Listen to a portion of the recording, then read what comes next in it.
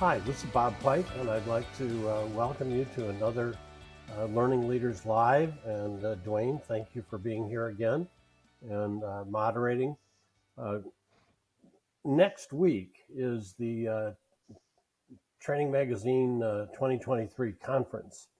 And one of the things that I've always been concerned about is how people go to conferences. And as an example, when I go to either Training Magazine or ATD, I'll ask people, how did your boss prepare you to go to the conference? And 90% of the time is the answer is that we weren't prepared. At ATD, very often it's my turn. About every 4 years I get to come. And that's all the preparation. It's just your turn. And I think when we think about what people are investing, so for example, you're going to be at training next week. What would you figure the total cost your organization is investing for your staff to be there? Wow, for all the staff, when you think about it, it's about 1,200, maybe two for going. If you're getting a certification, then you got the travel and the lodging, maybe somewhere between 3 to 4, maybe as much as 5,000 a person. And then I don't know. I think we're sending 9 people. So you got 45 grand. And so my very first tip is before you even come, you should have a conversation with your boss on what sessions you'll be going to, the value that they're going to add to the organization. Does your boss have any suggestions? Has your boss taken the time to look through the program and maybe recommend specifically a session or two that you should go to that would add value to the organization, so that when you come, you have some way? Because frankly, I love going to conferences, and I'd want to make sure that I get to come back next year. And the only way to do that is to show that this had value, that this was not a vacation, this was not a reward. Bob, you've been training really hard, so we're going to let you go to this conference, but that there's real take-home value to the organization. I would do the same thing with the with the expo. Here's what the expo looks like. Are there vendors that I should see for the company, and are there specific things that I should be looking for? And so before you even arrive at the conference, you should pretty well dialed into what you're looking for and what you're going to. And especially with the training conference, and I know with ATD they do the same thing, you actually have a conference planner that you can fill out before you even go. Another thing that I would say is that many conferences today don't provide handouts, or they do, but they're online and you have to download them and print them out. Well, printing them out once you get there is pretty difficult. So if you've got a session or two that you've chosen in advance, go to the online portal and get it and print it out so that you've got it, because a lot of times it's very difficult to track a session if you don't have the handout. One of the things I heard what you said about working with your boss, and if you are the boss, working with your direct reports. And I have found that when you have quite a few people going, that is key, because you don't want to have a bunch of people in one session. If you could, as a team, cover several sessions and then come together at the end of the day and share what everyone learned. And the first time I went to the Training Magazine conference, that was 5 years ago. I sat in a room with a guy called Bob Pike, and he taught us the Master Trainer course. Yeah, that was my first experience to the conference. And at the end of the day, it was my friend Matt Hurt, my friend Ryan Black, and we would retire and meet up with the other groups and say, what did you learn today? And here, let me share what we learned today.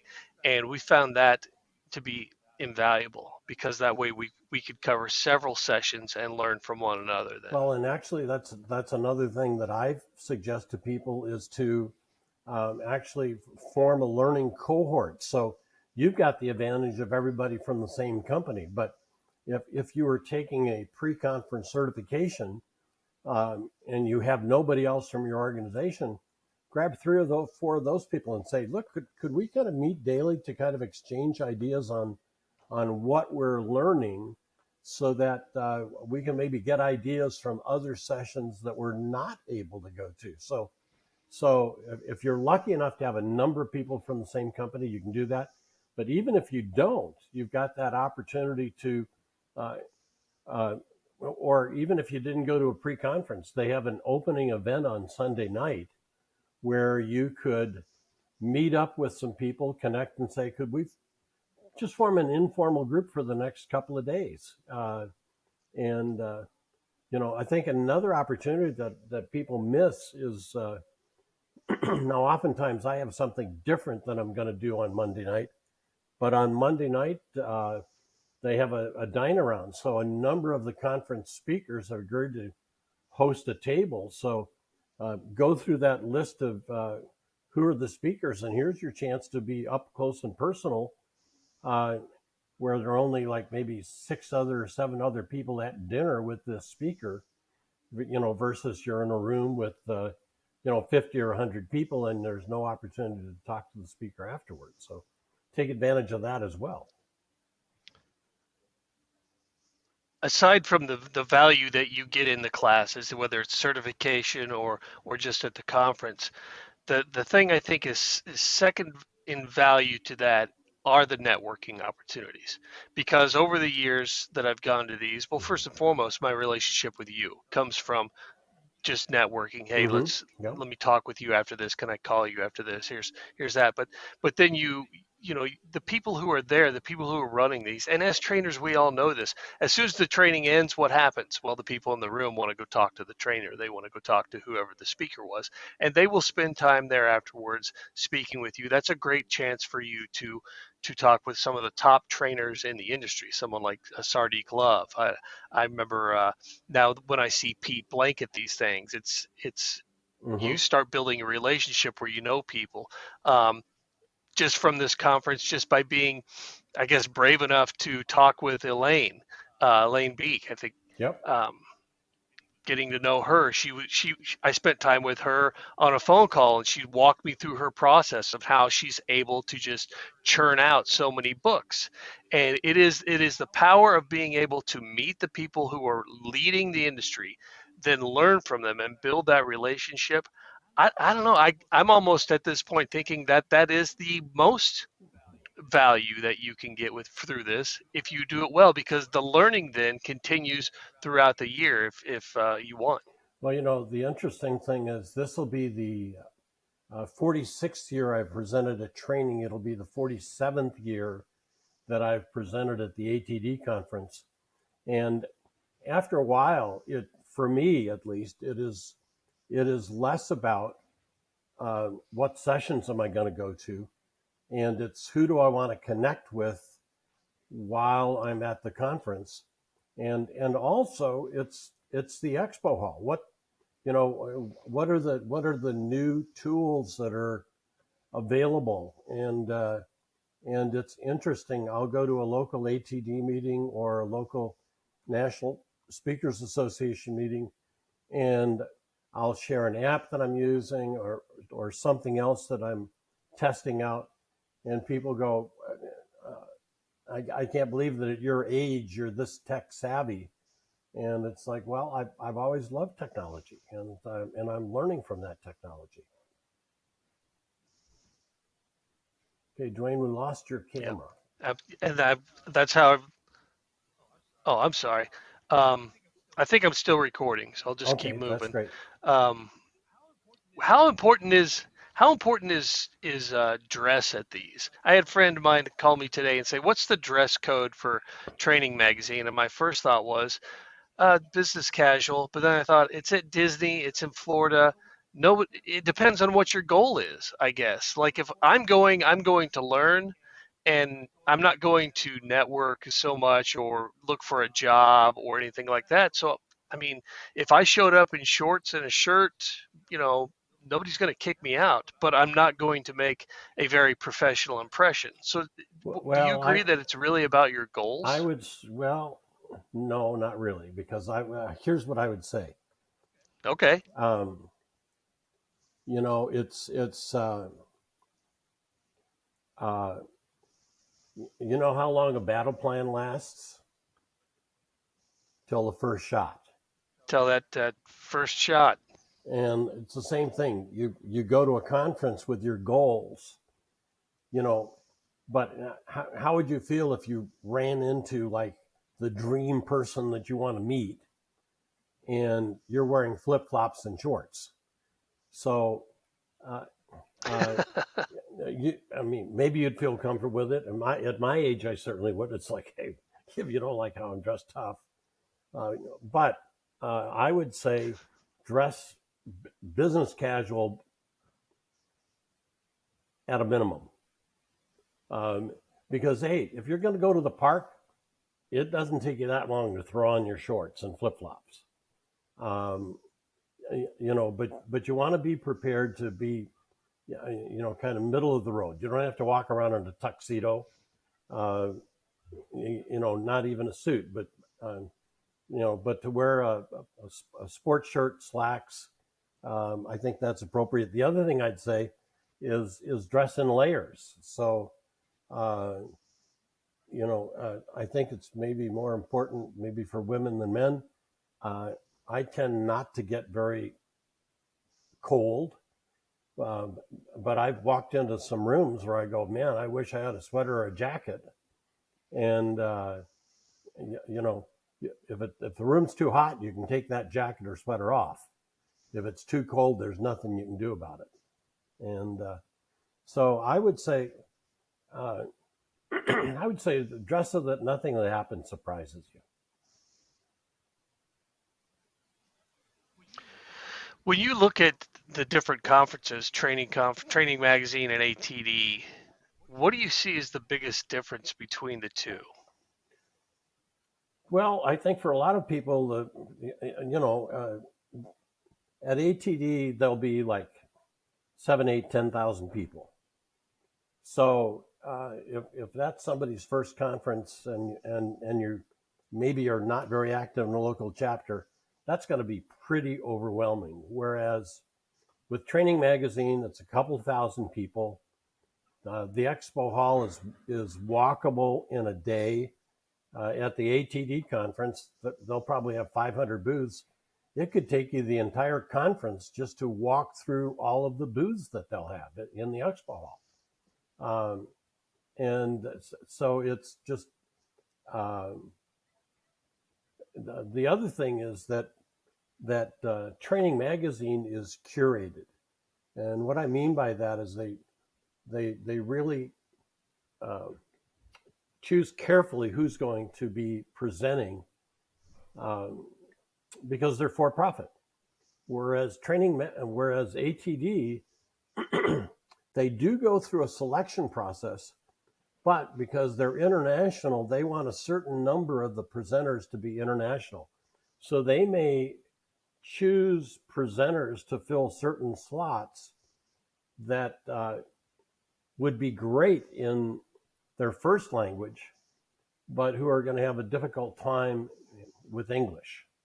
Um, the other thing is that I find that a lot of um, that there are more sessions at ATD that tend to be lecture oriented, whereas at training, there seems to be more of a bent toward participation and involvement. And of course, for me, involvement is my thing. So I'm going to get people involved regardless. So, I might have 200 people at training and I'm going to involve them.